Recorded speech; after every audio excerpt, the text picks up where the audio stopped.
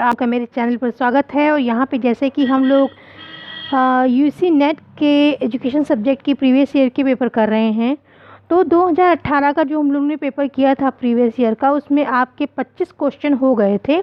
आज हम लोग 26 वाला क्वेश्चन करेंगे। इसमें क्या बताया गया है वो हम लोग पढ़ते हैं। तो इसमें दिया गया है कि नीचे दिए हुए दो समुच्चय आपको दिए गए हैं। एक में आपका क्रिया प्रसूत अनुबंधन की जो पद्धतियां हैं उनको बतलाता है, और दूसरे में उनसे संबंधित विवरण को बता रहा है कि जो प्रबलन आपको मिलता है वो संकेत की उपस्थिति कुछ में है, कुछ में अनुपस्थित है, और प्रबलम की जो प्रकारिता है सकारात्मक है कि वो नकारात्मक है। यानी कि जो हम बच्चों को प्रोत्साहन देते हैं, उनकी बड़ाई करते हैं, उनको एक तरीके से रेनफोर्स जिसे हम कहते हैं कि उन जो कोई अप्रिशिएट करते हैं उस काम को, तो वो जो हो रहा है सकारात्मक है कि नकारात्मक है, ये सारी चीज़ें इसमें देखी गई हैं। और दूसरी जो अनुक्रिया करते हैं, जब उनको वो जो प्रबलन मिलता है उसके बाद जो अनुक्रिया करते हैं वो अनुक्रिया हो रही है कि अवरुद्ध हो गई है, इन सब चीज़ों के बारे में जानेंगे। तो पहला जो समुच्चय है इसमें दिया गया है क्रिया प्रसूत अनुबंध की जो पद्धतियां हैं कौन कौन सी हैं उनके बारे में लिखा है। और दूसरी तरफ आपका लिखा है कि जो प्रबलन संकेत मिल रहा है आपका, और जो उसकी प्रकारिता है, अनुक्रिया उत्पन्न हो रही है कि अवरुद्ध हो रही, इसके बारे में विवरण है। तो जो पहला है आपका पुरस्कार, यानी कि जो पुरस्कार दिया जाता है बच्चों को। देखिए पुरस्कार एक तो बच्चों को भौतिक रूप से भी दिया जाता है, यानी कि कुछ कोई अवार्ड दे दिया गया, या मान लीजिए बहुत छोटी क्लास में बच्चों को टिफ़िन बॉक्सेस दे दिए जाते हैं, पेन दे दिए जाते हैं। तो इस तरीके से जो पुरस्कार प्रशिक्षण है, और कभी कभी हम लोग वैसे उनकी प्रशंसा कर देते हैं, तो ये भी एक तरह से उनको प्रबलन मिलता है।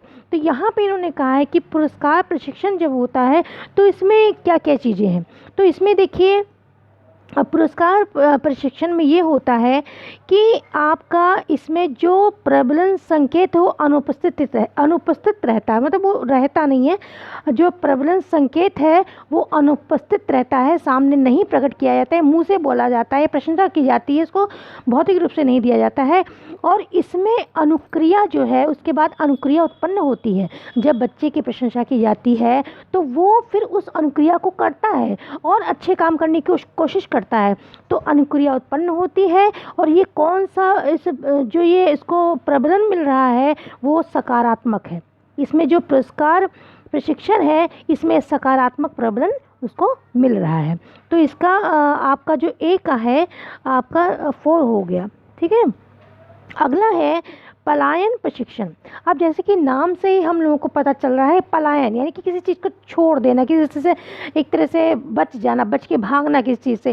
तो यहाँ पे आपका जो पलायन प्रशिक्षण है इसमें ये होता है कि आपका जो प्रबलन संकेत है इसमें भी अनुपस्थित रहता है। जैसे कि पुरस्कार वाले में आपका प्रबलन संकेत अनुपस्थित था, इसमें भी अनुपस्थित है। इसमें भी अनुक्रिया उत्पन्न हो रही, उसमें भी अनुक्रिया उत्पन्न हो रही थी, लेकिन इसमें एक आपका डिफरेंस है कि इसमें नकारात्मक प्रबलन मिल रहा है। उसमें पुरस्कार में आपका सकारात्मक प्रबलन मिल रहा था बच्चे को, लेकिन इसमें आपका जो पलायन प्रशिक्षण है इसमें आपका नकारात्मक प्रबलन मिल रहा है बच्चे को, ठीक है। अगला है आपका परिहार प्रशिक्षण। अगर परिहार प्रशिक्षण को हम देखेंगे, अगर इसकी टर्म देखते हैं इंग्लिश में जो लिखा है वो आपका है एक्टिव अवॉइडेंस ट्रेनिंग। तो इसमें अगर देखें कि जो परिहार में ये हो रहा है आपका कि इसमें आपका जो प्रबलन संकेत है, ठीक है, जो प्रबलन संकेत है वो तो आपका उपस्थित है, उन दोनों में उपस्थित नहीं था, लेकिन इसमें प्रबलन संकेत आपका उपस्थित है और अनुक्रिया उत्पन्न हो रही है, लेकिन जो उसको संकेत मिल रहा है नकारात्मक प्रबलन उसको मिल रहा है, ठीक है। प्रबलन संकेत जो है वो सामने उपस्थित है, और यानी कि उसको और अनुक्रिया, यानी कि कभी कभी ऐसा होता है कि बच्चा डर के मारे, यानी दंड उसको टीचर कोई काम देता है तो डर के मारे, यानी कि हमें टीचर दंड देगा, हमें पनिशमेंट देगा, तो डर के मारे वो उस काम को कर लेता है। तो लेकिन उस अनुक्रिया को तो कर रहा है, लेकिन उसको जो प्रबलन मिला उसको वो नकारात्मक मिला। ठीक है, और जो प्रबलन संकेत है उपस्थित, यानी कि उसको दंड मिलने का डर है, उसको दंड दिया जा रहा है, ये मिल रहा है, वो उसके मन में है, तो ये जो संकेत है ये उपस्थित है, अनुक्रिया उत्पन्न हो रही है, यानी कि डर के मारे वो काम कर रहा है, और इसको जो प्रबलन मिल रहा है, प्रोत्साहन मिल रहा है, जो प्रशंसा हो रही है, प्रशंसा तो इसमें नहीं हो रही है, यानी कि इसमें जो उसको बल मिल रहा है वो नकारात्मक बल मिल रहा है। ठीक है, नकारात्मक प्रबलन इसमें है। अब आपका रह गया आकर्म प्रशिक्षण। देखिए, जैसे कि इसमें नाम से पता चल रहा है आकर्म, कर्म मतलब अनुक्रिया हो रही है, आकर्म मतलब अनुक्रिया नहीं हो रही है। तो आपका इसमें जो पहला है कि प्रबलन संकेत अनुपस्थित है, इसमें आपका प्रबलन संकेत अनुपस्थित है और अनुक्रिया अवरुद्ध हो गई है। अनुक्रिया यानी कि जो कर्म हो रहा है वो अवरुद्ध हो गया, जैसे कि नाम इसमें लिखा था आकर्म प्रशिक्षण, तो अनुक्रिया इसमें अवरुद्ध हो गई है और सकारात्मक प्रबलन है, यानी कि प्रबलन संकेत आपका अनुपस्थित है, अनुक्रिया अवरुद्ध हो गई है और सकारात्मक प्रबलन मिल रहा है। तो इसके हिसाब से हम लोग देखेंगे तो आपका जो फर्स्ट है वो बिल्कुल ठीक है।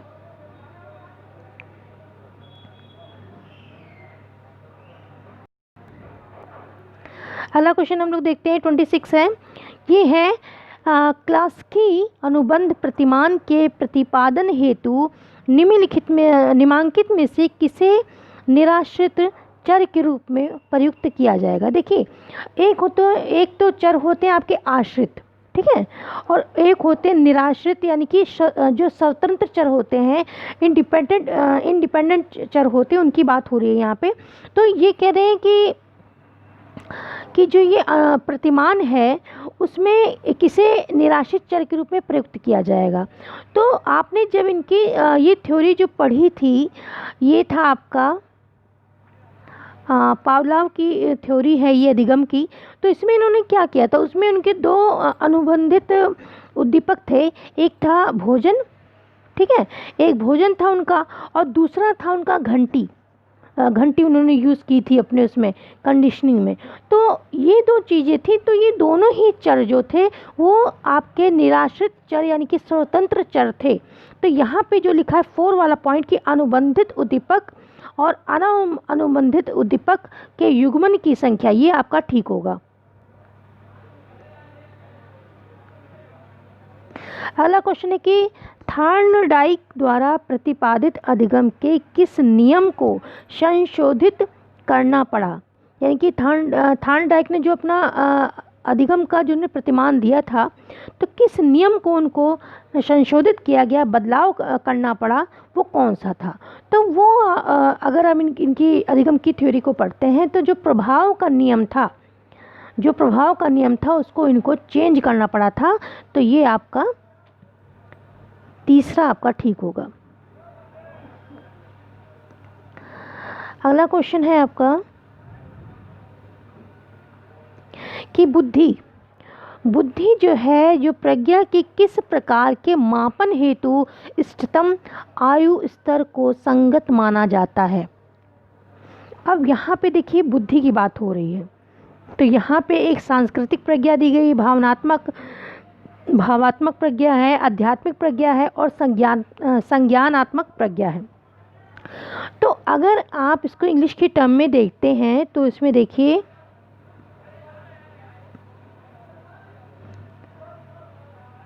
हाँ, इसमें देखिए इन्होंने कहा है इंटेलिजेंस को माप रहे हैं, ठीक है। यहाँ पे देखिए इन्होंने लिखा है in measurement of which of the following types of the intelligence of opti means age level is the considered quotient. तो इसमें देखिए नीचे आप 4 वाला देखेंगे तो इसमें कॉग्निटिव जो है, इंटेलिजेंस जो है, उससे हम जो प्रज्ञा यानी कि बुद्धि को हम लोग उसी से मापन करते हैं। तो देखिए इसमें जो है इन्होंने कहा कि बुद्धि के किस प्रकार के मापन हेतु, ठीक है, आयु स्तर को संगत माना जाता है। तो आपका देखिए बच्चा जब छोटा होता है, जैसे जैसे उसकी आयु बढ़ती, जैसे कि आपने अगर पियाजे की थ्योरी पढ़ी है अधिगम के, तो उन्होंने उम्र के हिसाब से कैसे कॉग्निटिव डेवलपमेंट होता है बच्चे का, वो सब बताया हुआ है कि 0 से 2 साल के बच्चे में कितना किस तरीके से वो प्रतिक्रिया करता है, या फिर 2 से 4 साल में कैसे करता है। तो जैसे जैसे उसकी आयु का स्तर बढ़ता है, वैसे वैसे उसका कॉग्निटिव जो विकास है, जो डेवलपमेंट, वो होता रहता है। तो इसके हिसाब से हमारा जो है 4 की संज्ञानात्मक प्रज्ञा, ये इसका बिल्कुल ठीक होगा। अगला क्वेश्चन है कि बुद्धि में समूह कारक की अवधारणा। अब देखिए, जो आपने ये बुद्धि वाला जो चैप्टर पढ़ा है, इसमें आपने स्पेयरमैन और थर्स्टन, गिलफोर्ड, बट इन सब की इन्होंने बुद्धि के बारे में बताया कि बुद्धि कितने प्रकार की होती है, इंटेलिजेंस कितने प्रकार की होती है, कितने टाइप की होती है। तो इन्होंने कहा है जो समूह कारक है, जैसे कि आपके गिलफोर्ड ने प्रज्ञा के बारे में बताया, थर्स्टन ने बताया, स्पेयरमैन ने 2 प्रकार की बताई है बुद्धि। तो उस प्रकार से इन्होंने बताया समूह कारक की जो अवधारणा है, ये किसने प्रतिपादित किया था। तो ये जो अवधारणा है समूह कारक, यानी कि ग्रुप, एक ग्रुप बुद्धि का जो एक ग्रुप होता है, समूह में होता है, उसके बाद जो कर रहे हैं ये आपका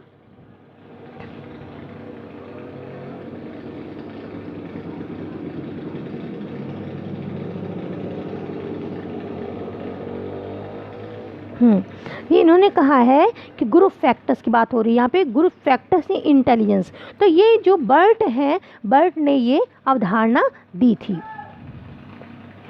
तो आपका फर्स्ट वाला बिल्कुल ठीक हो जाएगा।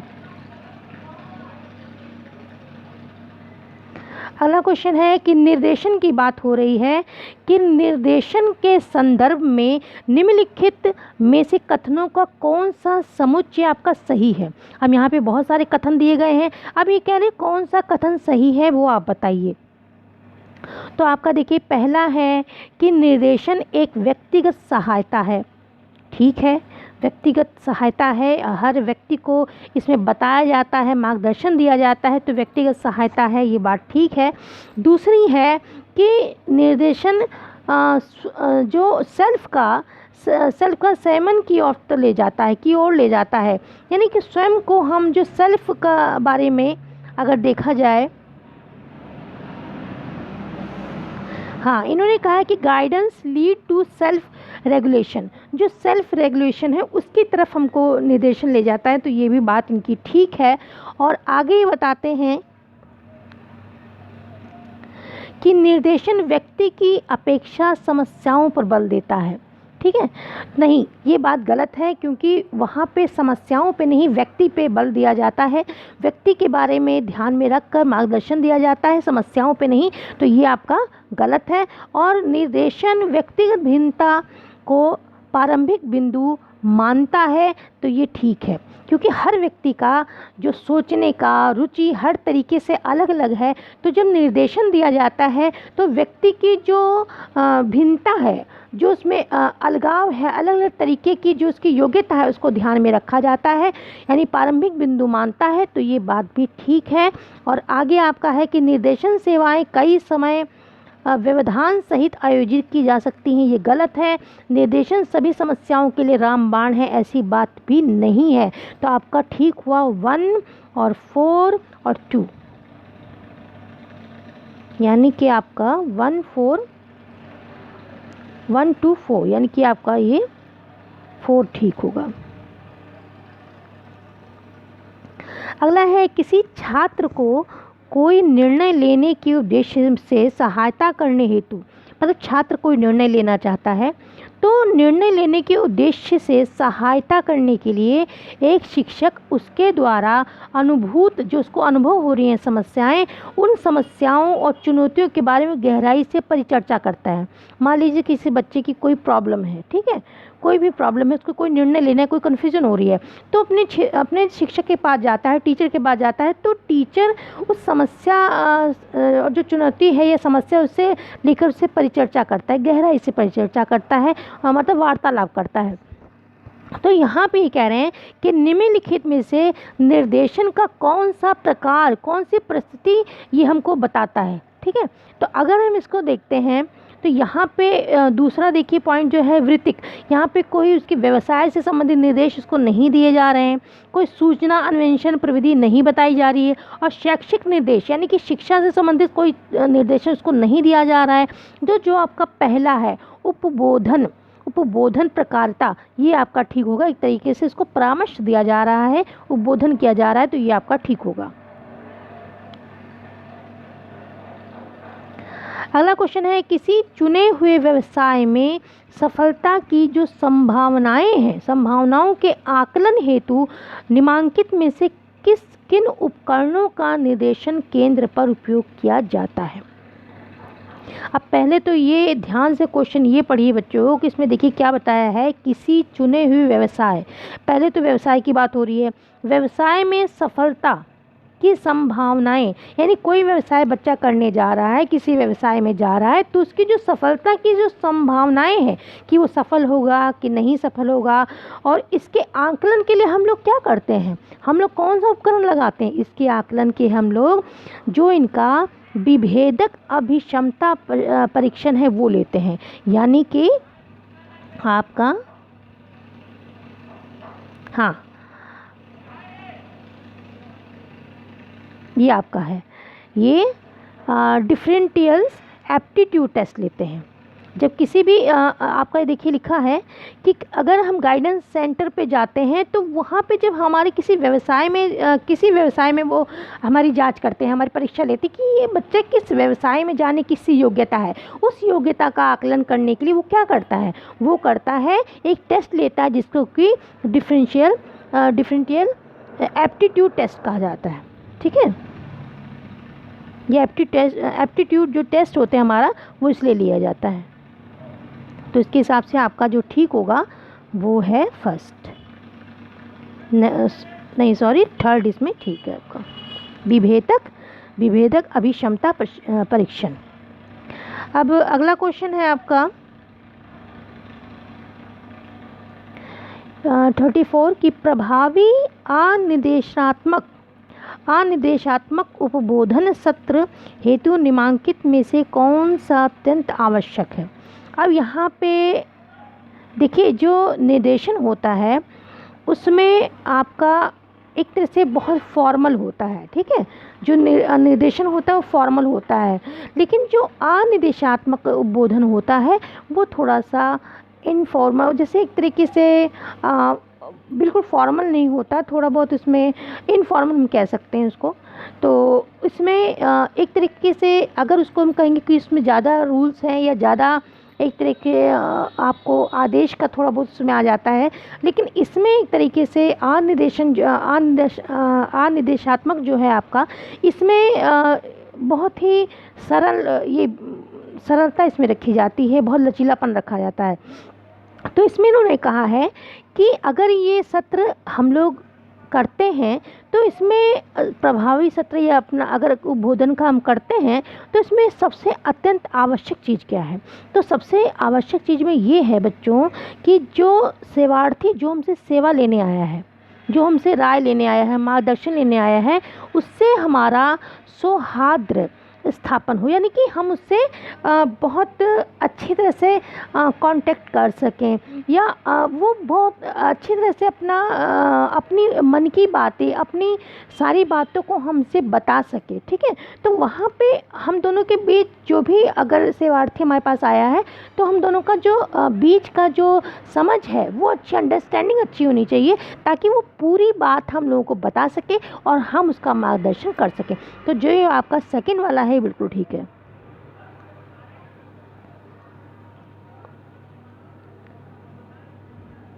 अगला क्वेश्चन है आपका, इसमें भी दो समुच्चय दिए गए हैं और एक तरफ निर्देशन सेवाएं हैं, दूसरी तरफ भूमिका है, प्रकार्य हैं। तो अब आपको देखना है कि वृत्तिक सूचना सेवा। अब जो वृत्तिक सूचना सेवा है, ये आपकी जॉब से रिलेटेड है, व्यवसाय से रिलेटेड है। तो ये जो है आपका,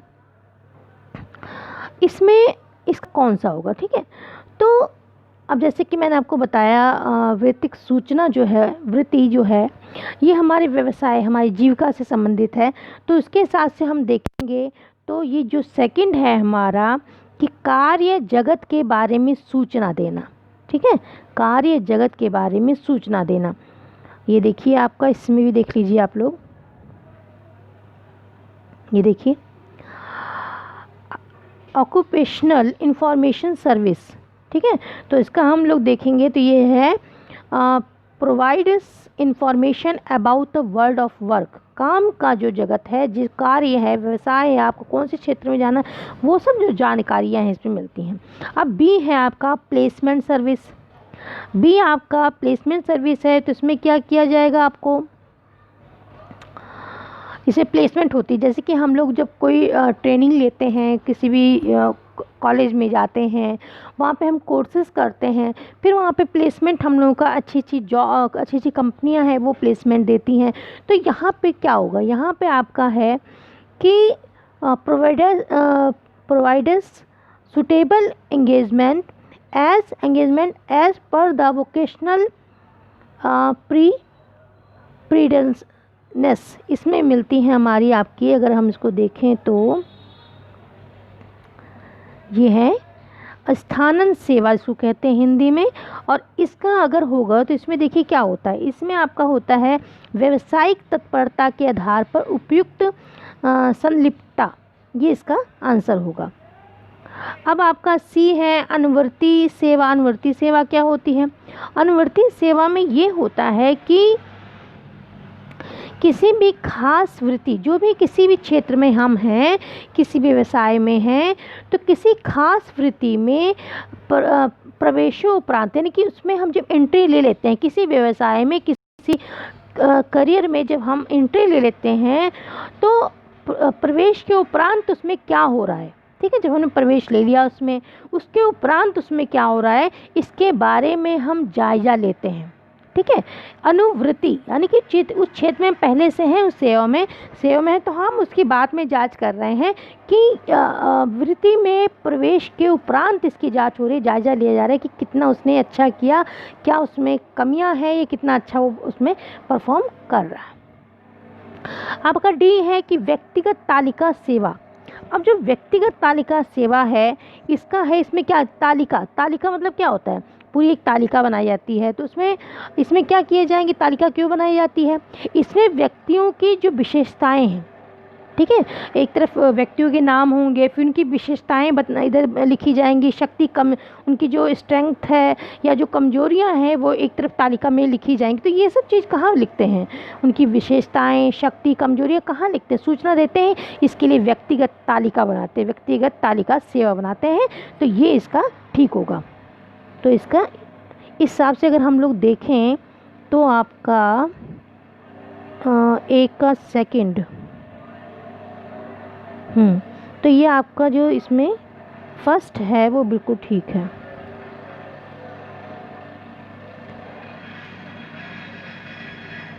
अगला क्वेश्चन है कि एक कॉलेज का पुस्तकाध्यक्ष छात्रों के बीच भिन्न भिन्न पुस्तकों की मांग को ध्यान में रखते हुए पुस्तकों को खरीदने की योजना बनाता है। ठीक है, तो केंद्रीय प्रवृत्ति का निम्नलिखित कौन सा माप प्रयोजन के लिए उपयुक्त है।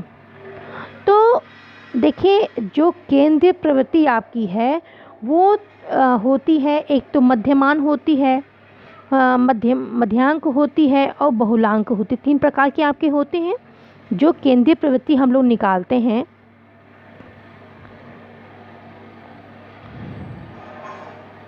हाँ, जो सेंट्रल टेंडेंसी हम लोग निकालते हैं, मेज़र करते हैं, मापते हैं उसको, वो 3 प्रकार के होते हैं। एक होता है मीन, मीडियम, मोड। ठीक है, आपका इतनी बात समझ में आ गई होगी आपको कि जो सेंट्रल टेंडेंसी हमारी 3 प्रकार की होती है, मीन, मीडियम और मोड। तो ये कह रहे हैं कि एक आपका लाइब्रेरी है, तो वहाँ जो लाइब्रेरी के जो भी हैं, जो भी मुख्य हैं, वो बुक्स मंगाने जा रहे हैं। ठीक है, तो वो किस चीज़ को ध्यान में रख के बुक मंगाएंगे, जब ऑर्डर देंगे वो, तो किस चीज़ को ध्यान में रखेंगे। अब इसका देख लीजिए, देखिए, जब वो बुक मंगाने जाएंगे तो पहले तो ये देखेंगे कि किस बुक को ज़्यादा पढ़ा जा रहा है, किस बुक की मांग ज़्यादा है। जो बच्चे पढ़ने आते हैं तो किस बुक को रिपीट किया जा रहा है बार बार, उसकी ज़्यादा मांग है तो उन किताबों को ज़्यादा मंगाएंगे। जैसे मान लीजिए अब आपका यहाँ पे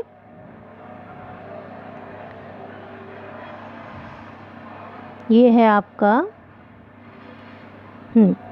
जैसे ये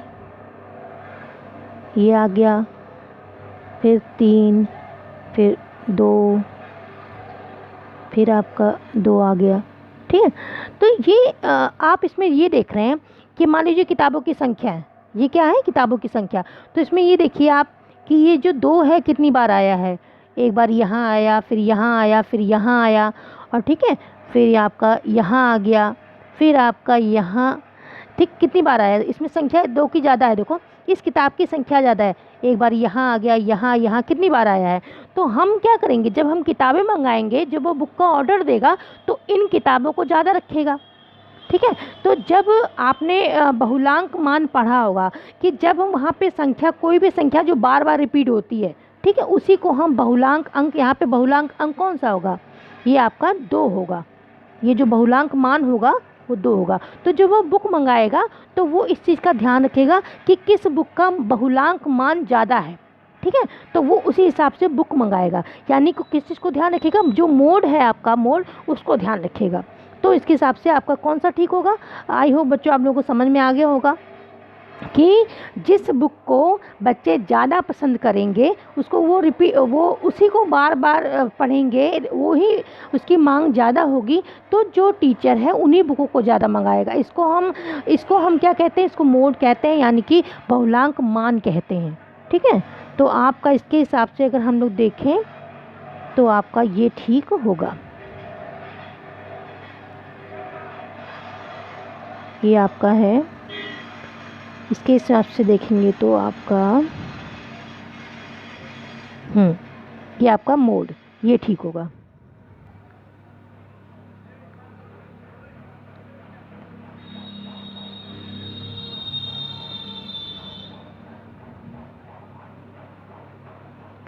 अब अगला क्वेश्चन है आपका, हाँ इसमें है आपका कि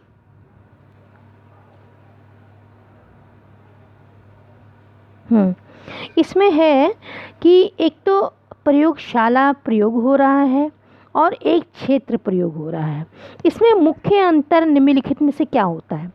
तो देखिए जैसा कि देखिए प्रयोगशाला आप लोग जब पढ़े होंगे, अपने स्कूलों में पढ़े होंगे, तो आप लोगों का भी एक पीरियड होता होगा, एक लेक्चर जो वहाँ पे एक प्रैक्टिकल होता जो एक प्रयोगशाला में कराया जाता था। वहाँ पे परखनलियाँ होती होंगी, आपको एक जो विज्ञान के साइंस के प्रयोग कराए जाते होंगे। तो जो प्रयोगशाला प्रयोग होते हैं वो एक लिमिटेड जगह होती है, जो कहते हैं संकुचित जगह है, एक लिमिटेशन है उसकी। लेकिन जब हम क्षेत्र प्रयोग करते हैं, क्षेत्र में क्या होता है, क्षेत्र में बड़ा क्षेत्र, जब जो आपकी जनता है और पूरी जनता पे कोई भी एक नियम है पूरी जनता पे लागू कर रहे हैं, फिर उसकी हम जांच कर रहे हैं या कोई अनुसंधान कर रहे हैं, तो पूरे क्षेत्र पे जिसका क्षेत्र होता है काफ़ी बड़ा होता है, ठीक है। तो एक तो ये बात होगी कि प्रयोगशाला प्रयोग में लिमिटेशन है, वो एक छोटी जगह से संबंधित है, और दूसरी जो क्षेत्र प्रयोग हो बड़ी जगह से संबंधित है, ज़्यादा इसके लिए एक तरह से अगर इसके हम सैंपल लेंगे वो भी ज़्यादा होगा, चर होगा वो भी, उसकी भी मात्रा हर चीज़ में वो होगी। तो ये आपका अंतर हो गया। अब इसके हिसाब से अगर हम लोग देखें तो एक बात ये भी है कि जो प्रयोगशाला में जो चर होते हैं, आपका जो वेरिएबल होते हैं, उनमें हम चेंजेस कर सकते हैं क्योंकि वो एक लिमिटेशन में है, वहाँ पे हम कर सकते हैं। लेकिन जो हमारे क्षेत्र है जो एक बड़ा है, व्यापक है, वहाँ पे जो चर होंगे उन पे हमारा नियंत्रण इतना ज़्यादा नहीं होगा, ठीक है, उस पर हमारा नियंत्रण इतना ज़्यादा नहीं होगा। तो जैसे तो उन्होंने क्वेश्चन क्या किया है कि प्रयोगशाला और क्षेत्र प्रयोग में मुख्य अंतर निम्नलिखित में से कौन सा है। तो पहला है चरों के मापन में परिशुद्धता, इसमें मुख्य अंतर पूछा हुआ है ना, चरों के मापन में परिशुद्धता, पहला तो ये हो गया, इन्होंने बताया है।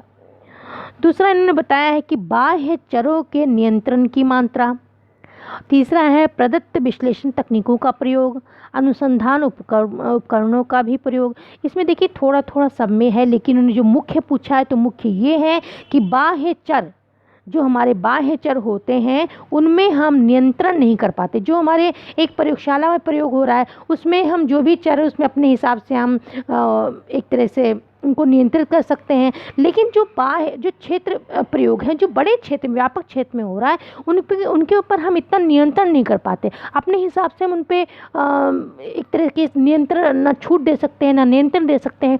तो इसके हिसाब से जो मुख्य अंतर आपका हुआ वो है आपका बाह्य चरों के नियंत्रण की मात्रा, यानी आपका सेकंड ठीक है। और अगर हम लोग देखें इसमें तो इसमें देखिए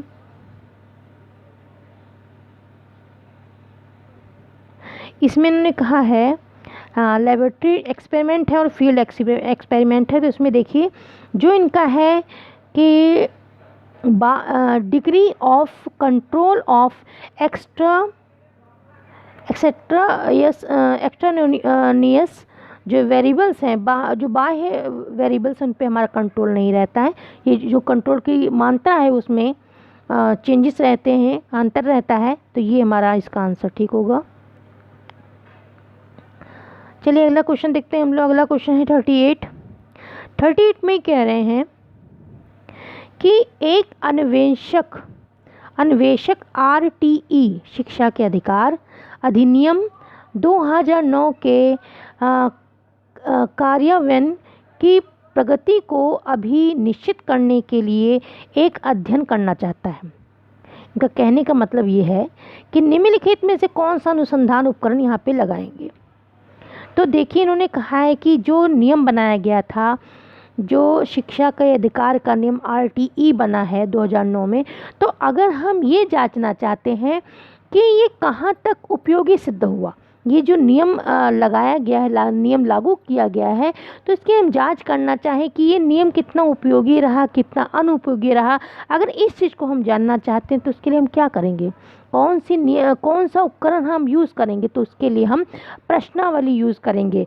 हम प्रश्नावली देंगे, जितने भी घर हैं या जहाँ पे भी हम जांच करवाना चाहते हैं, जिनसे भी उनकी राय लेना चाहते हैं, तो उनको प्रश्नावली भरने के लिए देंगे। और उस तरीके से हम लोगों को प्रश्न उसमें रहेंगे और वो लोग टिक करके या अपने उसमें कुछ लिखना नहीं होता, खाली टिक के ऑप्शंस लिखे होते हैं, मल्टीपल टाइप के, उसमें भी वो अपने टिक लगा के अपनी राय देंगे। तो इस तरीके से अगर हमें इस नियम की जाँच करनी है तो सबसे ज़्यादा जो अच्छा उपकरण होगा वो प्रश्नावली आपका होगा। किसी भी नियम को जब हम जांचना चाहते हैं कि सरकार ने ये फला नियम बनाया है, ये कितना उपयोगी कितना अनुपयोगी नहीं है, तो हम प्रश्नावली का इस्तेमाल करते हैं। अगला क्वेश्चन है आपका 39 है। इसमें इन्होंने कहा है कि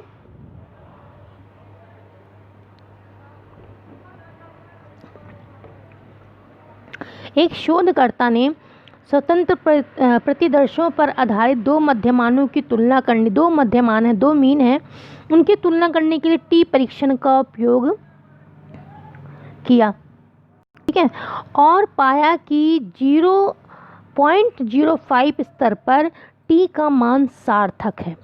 तो इसका अर्थ क्या हुआ, ठीक है, इसका अर्थ ये हुआ कि 0.05 स्तर पर टी का मान सार्थक है। इसका अर्थ ये है कि इस बात की संभावना है कि मध्यमानों के बीच 100 में से, ठीक है, क्योंकि कोई भी सार्थक होने के लिए जब हम इसका NPC जो होता है वो हम जब ड्रॉ करते हैं उसमें हम देखते हैं तो उसमें 100% जो है उसमें से इन्होंने बताया है कि 0.05 पर टी का मान सार्थक है।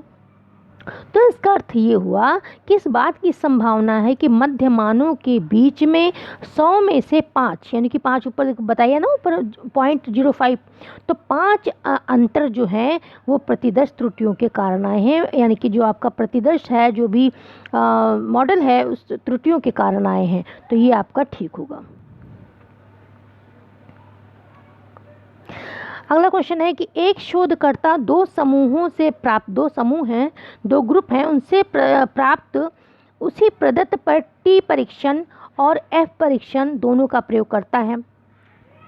तो गणना करने पर टी और एफ के मानों के बीच प्रकार्यात्मक संबंध होगा। क्या संबंध होगा? देखिए, इसका एक सूत्र है बच्चों कि जो टी परीक्षण है, जो टी हम परीक्षण करते हैं, उपकरण लगाते हैं, और जो एफ लगाते हैं, तो इसका ये है कि जब इसका जो सूत्र है वो ये है कि टी स्क्वायर और एफ जो ये है सेकंड वाला आपका ये ठीक है। यानी कि जो टी उपकरण लगाएंगे, अगर हमने उस जो भी हमको दो समूह दिए गए हैं उनका जब परीक्षण करेंगे तो दो बार जो परीक्षण होगा टी का, तो टी का जो स्क्वायर है वो बराबर एफ के होगा, यानी कि अनोवा के बराबर होगा। तो आपका ये सेकंड वाला ठीक है।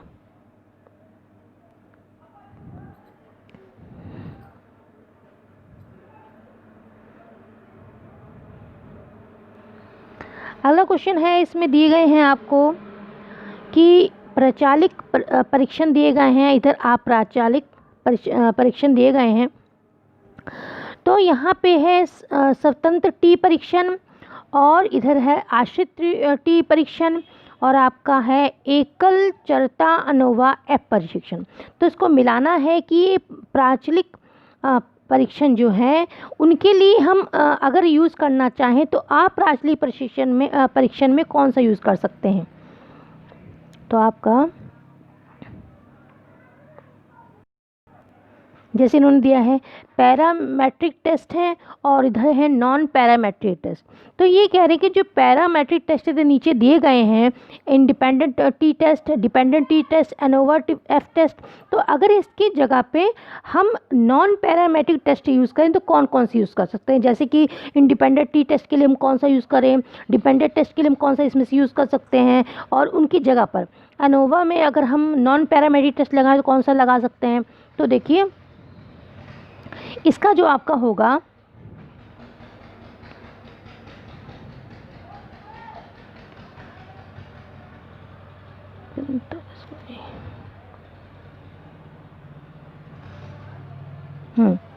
तो आपका इसमें जो इंडिपेंडेंट टेस्ट है, आपका इंडिपेंडेंट टेस्ट जो है उसमें तो आपका होगा मान विटनी यू टेस्ट, ये लगा सकते हैं। ठीक है, आपका इंडिपेंडेंट टेस्ट में हम मान विटनी यू टेस्ट लगा सकते हैं। दूसरा आपका है dependent t test. Dependent t test में आप विल्कॉक्सन टी टेस्ट लगा सकते हैं। और आपका अनोवा है, अनोवा में आप लगा सकते हैं क्रुस्कल वेलिस एच टेस्ट। तो इसके हिसाब से अगर हम देखें तो आपका ये जो है तीसरा आपका ठीक होगा।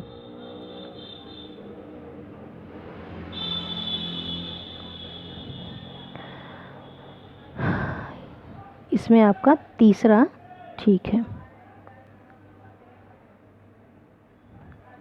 अब अगला क्वेश्चन है आपका, इसमें बच्चों आपको ये सम करके दिखाना पड़ेगा, तो इसमें तो इतनी जगह नहीं है। इसके लिए मैं एक अलग सेपरेट वीडियो आपके लिए बना दूंगी जिसमें कि आपको अच्छी तरह से समझ आ जाए। तो इसको हम स्किप कर देते हैं। 42 और 43।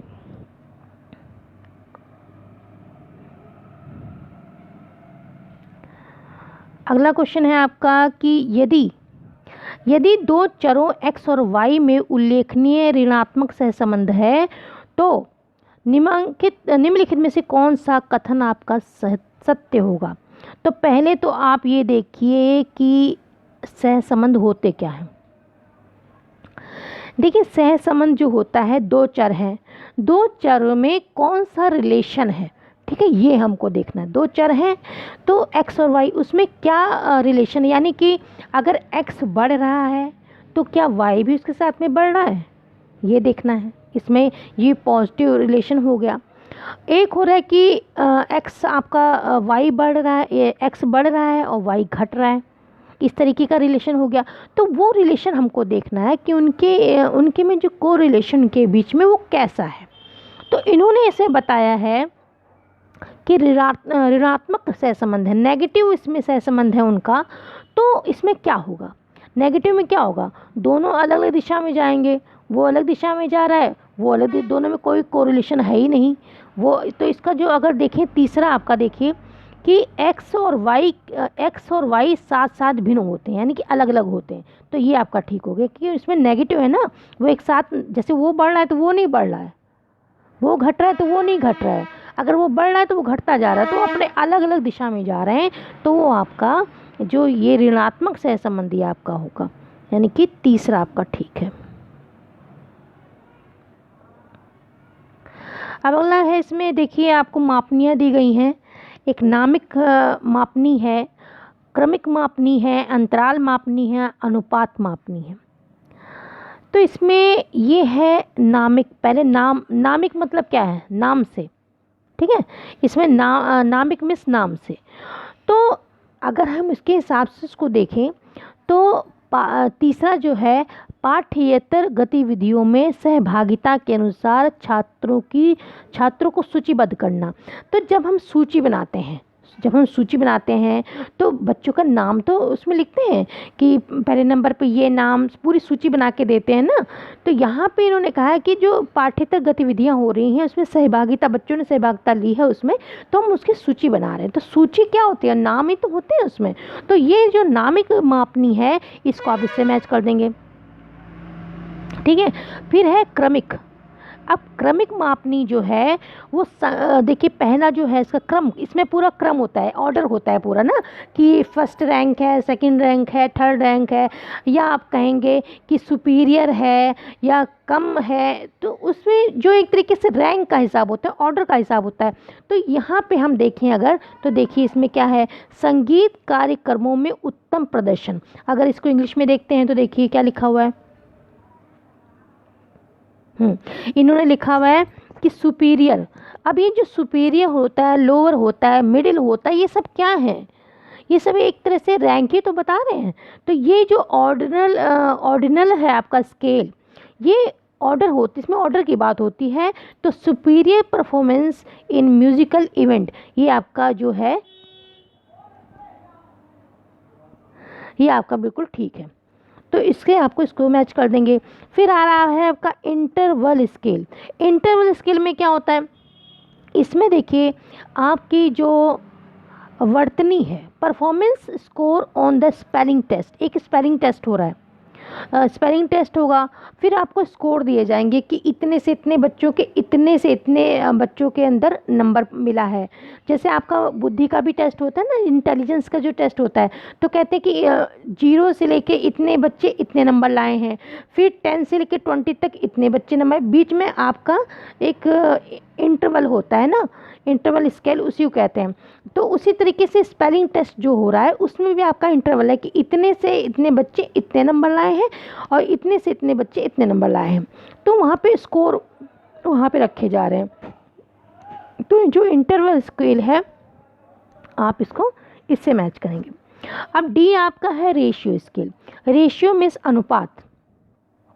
तो आपका देखिए अगर हम 4 देखते हैं, speed of student in writing word पर मिनट, यहाँ पे हम अनुपात देख रहे हैं कि पर मिनट में स्टूडेंट एक कितना कर पा रहे हैं, कितनी उसकी स्पीड है ना।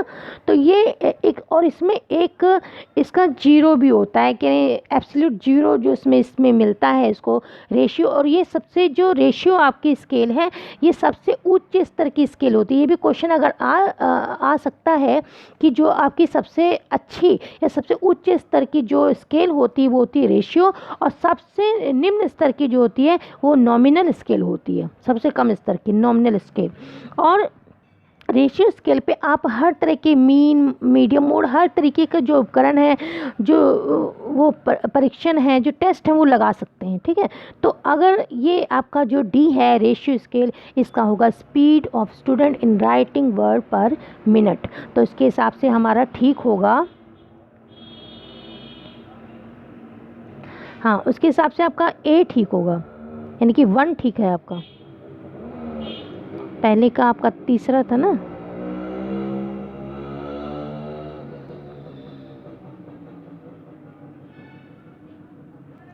अगला क्वेश्चन देखिए, इसमें 2 चर दिए गए हैं, इसको भी आपको लगा के दिखाना पड़ेगा। ये भी क्वेश्चन स्किप करते हैं बच्चों, इसके लिए मैं आपको अभी एक वीडियो बना दूंगी, उसमें मैं आपको समझा दूंगी। अगला क्वेश्चन है 47 की, एक परीक्षणों उपरांत परीक्षा हो गई है, एक ऋणात्मक विषमिताकार वाले वक्र के आधार पर परीक्षण के काठिन्य के बारे में होगा, क्या होगा। पहले इन्होंने क्या बात कही है, इन्होंने ऋणात्मक बात कही है, ठीक है। ये कह रहे हैं कि एक परीक्षा हुई है उसके बाद एक वक्र बनाएगी, जो एनपीसी होती है ना, उसकी बात कर रहे हैं ये लोग, तो वो ऋणात्मक है। तो ये आपका अगर देखें, ये देखिए इन्होंने कहा है, हाँ इन्होंने कहा है कि इन्हें negatively skewed curve obtained after testing student, एक नेगेटिव आपका जो कर्व बना है। तो अब ये देखिए, ये आपका हो गया, ये आपका सिंपल होता है, ये इस तरीके से, ये आपका सिंपल एक तरीके कर्व हो गया आपका, ठीक है। ये आपका सिंपल हो गया, ये सिंपल कर्व हो गया आपका, ये इस तरीके से। और इन्होंने कहा है स्क्यूड है, कौन सी तरफ स्क्यूड है, ये इन्होंने कहा है कि नेगेटिव की तरफ है, यानी कि आपका ये देखिए, ये बीच में यहाँ से प्लस वाले होते हैं, इधर प्लस होता है और इधर माइनस होता है। तो इन्होंने कहा नेगेटिव की तरफ स्क्यूड है, तो इधर से आपका यानी कि ये ऐसे होगा, इस तरीके से होगा, यहाँ पे ये इधर की तरफ स्क्यूड है। तो इससे हमें क्या पता चलता है, इससे हमें ये पता चलता है कि जो परीक्षा हुई उसमें ज़्यादातर बच्चों ने, ये सारे बच्चे इधर की तरफ हैं, देखिए ये आपका जैसे यहाँ पे है, ये प्लस वाले हैं, यहाँ मान लीजिए 50 है, अगर ये मीन हम मान लेते हैं 50 है, तो ये बाकी के जो है 50 से ज़्यादा के जो बच्चे हैं, आगे के बच्चे, उन सब ने अच्छा पेपर किया है, ठीक है।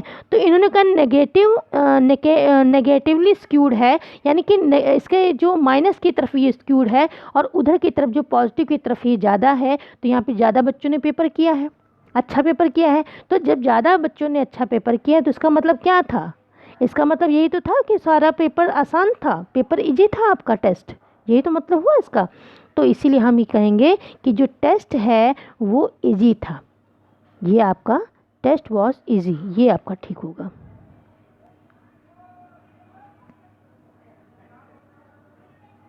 देखिए परीक्षण सरल था, ये इसका आंसर है।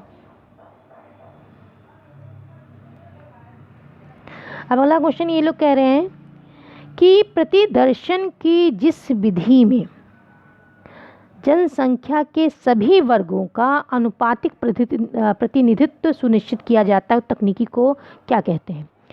तो देखिए जो भी प्रतिदर्शन हम लोग जब सैम्पलिंग करते हैं, तो सैम्पलिंग के बहुत से प्रकार हैं। इन्होंने कहा कि वो जनसंख्या के सभी वर्ग जो हैं, अगर हम ले रहे हैं, शहरी ले रहे हैं, और फिर हम लोग ग्रामीण ले रहे हैं, ये कितने सारे वर्ग हैं। फिर हम कहेंगे कि बॉयज़ का अलग ग्रुप बनाएंगे, गर्ल्स का अलग बनाएंगे। तो ये जो सभी वर्गों का जो अनुपातिक प्रतिनिधित्व है, ये किसमें सुनिश्चित होता है, तो ये हमारा होता है स्तरित प्रतिदर्शन में। यानी कि आपका अगर इसको देखें तो इसमें स्ट्रेटा बनते हैं आपके, ये आपका स्ट्रेटाफाइड जो सैम्पलिंग है ये आपकी होगी। इसमें अनुपातिक जो पॉपुलेशन जो होती है उसका प्रोपोर्शनल रिप्रेजेंटेशन देखा जाता है। तो इसको हम लोग स्ट्रेटाफाइड सैम्पलिंग कहते हैं, स्ट्रेटाफाइड।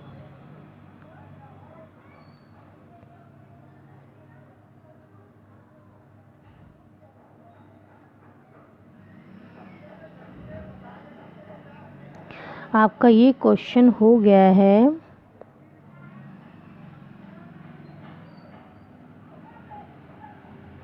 तो ये आपका 4 ठीक है। अगला क्वेश्चन देखते हैं। अगला क्वेश्चन है आपका कि बहुल सहसंबंध के अधिकतम मान का आकलन करने के लिए निम्नलिखित में से कौन सी शर्त पूरी होनी चाहिए। यहाँ पे आपका जो बात हो रही है वो हो रही है यहाँ पे बात हो रही है आपकी जो मल्टीपल कोरिलेशन रहता है उसकी बात हो रही है। ठीक है, वहाँ पे जब मल्टीपल की बात हो रही है, कोरिलेशन की बात, तो वहाँ पे जाहिर सी बात है कि बहुत से चर होंगे। ठीक है, मल्टीपल बहुत से चर होंगे, उसमें कोरिलेशन देखना है। तो उन्होंने कहा इसमें जो नीचे तर्क दिए गए हैं वो कौन कौन से सही हैं। तो उन्होंने कहा पहली बात कहा है कि स्वतंत्र चरों का आश्रित चर के साथ अधिक सहसंबंध होना चाहिए। बात ठीक है कि स्वतंत्र चर का जो आश्रित चर हैं जो उनके साथ अधिक सहसंबंध होना चाहिए, ये भी बात ठीक है। दूसरे उन्होंने कहा कि स्वतंत्र चरों का एक दूसरे के साथ, जो स्वतंत्र चर है उनका जो स्वतंत्र और स्वतंत्र चर है इन दोनों का एक दूसरे के साथ कम सहसंबंध होना चाहिए। तो ये दोनों ही बातें इनकी ठीक हैं। तो उसके हिसाब से अगर हम लोग देखें तो आपका शर्त 1 और 2 दोनों पूरी की जानी चाहिए, तो ये ठीक होगा आपको। अब 15 क्वेश्चन है आपका कि समकक्ष प्रतिदर्शों का प्रयोग 100 परीक्षणों में से 95 के अंतर्गत सार्थक सहसंबंध प्राप्त किए गए हैं। तो उसमें शून्य परिकल्पना को अस्वीकार करने का निर्णय लिया गया है। ठीक है, तो इस संबंध में अल्फा स्तर क्या होगा। तो अगर बच्चों यहाँ पे वैसे तो मैं क्वेश्चन समझाऊंगी उसमें, लेकिन अगर आप थोड़ा इसको जानना चाहते हैं तो उसके देखिए, जैसे यहाँ पे कहा गया इन्होंने कि 100% कोई भी, अब जब हम एनपीसी बनाते हैं तो उसमें किसी को टेस्ट को जब वो करते हैं तो 100% का मान के चलते हैं। तो यहाँ पे इन्होंने कहा कि 100 परीक्षणों में से शोधकर्ता ने 100 परीक्षणों में से 95 के अंतर्गत सार्थक सहसंबंध प्राप्त कर लिया है। तो शून्य परिकल्पना को अस्वीकार करने का निर्णय लिया है। तो जब 100 में से 95 इसमें बताए हैं कि सार्थक मिले, तो कितने नहीं मिले, 0.05 आपको सार्थक नहीं मिले हैं। तो अल्फा स्तर आपका ये होगा।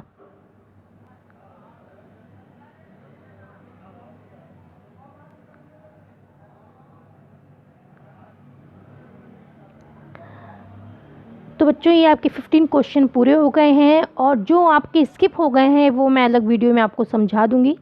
तो बच्चों ये वीडियो कैसा लगा आप लोग बताइए, और कोई डाउट हो उसको भी बताइए, हम उसको पूरा बताने की कोशिश करेंगे। So thanks for watching.